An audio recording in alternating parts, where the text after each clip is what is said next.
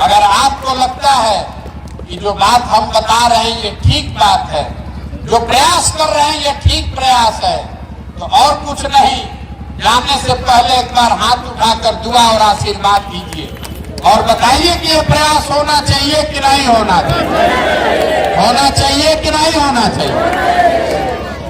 इतना देर से आपको हम सब कड़वा बात बताए, फिर भी आप हमको आशीर्वाद दे रहे हैं, दुआ दे रहे हैं, तो एक मीठा बात बताकर घर आपको भेजेंगे। भगवान ने जो हमको पैसा, शक्ति, बुद्धि दिया है, ये सब लगाकर हमने जो योजना बनाई है 2 बरस में जब ये जनता का राज बनेगा, तो नाली गली बने चाहे मत बने, स्कूल अस्पताल जब सुधरेगा तब सुधरेगा, लेकिन साल भर के अंदर, इसको याद रखिएगा, साल भर के अंदर जितना आपके घर का सामान गया है बाहर मजदूरी करने, और जो बच्चे यहाँ बेरोजगार बैठे हैं, सभी के लिए 10 से 12 हजार रुपया के रोजगार का व्यवस्था यही बिहार में करके आपको देंगे। अब आप बताइए, आपको अपने बच्चों के लिए रोजगार चाहिए कि 5 किलो अनाज चाहिए? सबको बोलना है रोजगार कि 5 किलो अनाज? जात का नेता चाहिए कि बच्चों के लिए पढ़ाई चाहिए? लालू नीतीश मोदी का राज की जनता का राज? लालू नीतीश मोदी का राज की जनता का राज? तो उसका एक सूत्र याद रखिए, अगली बार जब वोट देने जाइए तो वोट नेता का चेहरा देखकर नहीं, अपने बच्चों का चेहरा देखकर देना। और वोट का कीमत नाली गली नहीं, मंदिर मस्जिद नहीं, 5 किलो अनाज नहीं, वोट का कीमत है रोजगार और पढ़ाई। 100 रुपया का चीज 1 रुपया में बेचिएगा तो नुकसान होगा कि नहीं होगा? तो लाखों रुपया का वोट 5 किलो अनाजे पर दे रहे हैं, अब फिर कह रहे हैं कि ये भैया गरीब है, ये भैया गरीब है, तो कैसे नहीं गरीब होइएगा?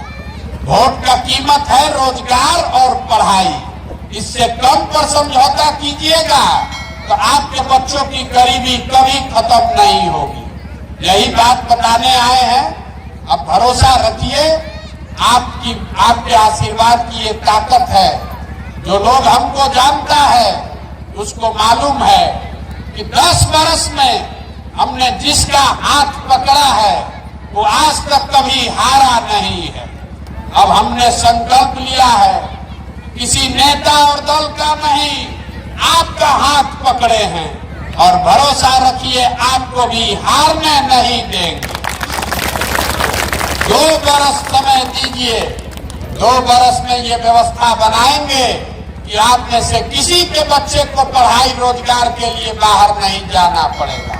लेकिन एगो इसका फीस लेंगे, वोट नहीं लिए, चंदा पैसा नहीं लिए, एक इसका फीस लेंगे जरूर। सब आदमी संकल्प लीजिए, कल से चाहे आधा पेट भी खाना पड़े, आधा पेट खाइए, लेकिन अपने बच्चों को पढ़ाइए। अगर आपके बच्चों को पढ़ाओगे तभी जीवन सुधरेगा। न तो नेता लोग आपके बच्चों को खिचड़ी का प्लान लगवाएगा और आपसे 5 किलो अनाज के लिए भीख मंगवाएगा। हमसे लोग कहता है कि भैया बड़ा गरीब हैं, कैसे पढ़ाएं? हमारे अपने बाबा मजदूर थे, बैलगाड़ी चलाते थे, उनको 8 को 9 को बच्चा था, किसी को पढ़ाने का पैसा नहीं था, लेकिन सब लोग मिलके एक अपने बच्चे को, हमारे बाबूजी को पढ़ाया। हमारे बाबूजी डॉक्टर बन गए, हमारे माँ बाप ने हमको पढ़ाया है, तब न हम खड़ा होकर भाषण दे रहे हैं। 5000 आदमी को नौकरी दिए हैं, हजारों आदमी को रोज खिलाते हैं, चाय पिलाते हैं। अगर हमारे माँ बाप ने हमको पढ़ाया नहीं होता तो हम भी कहीं खेत में, फैक्ट्री में मजदूरी कर रहे होते। इसलिए संकल्प लीजिए, आधा पेट खाइए लेकिन अपने बच्चों को पढ़ाइए, जीवन उसी से सुधरेगा।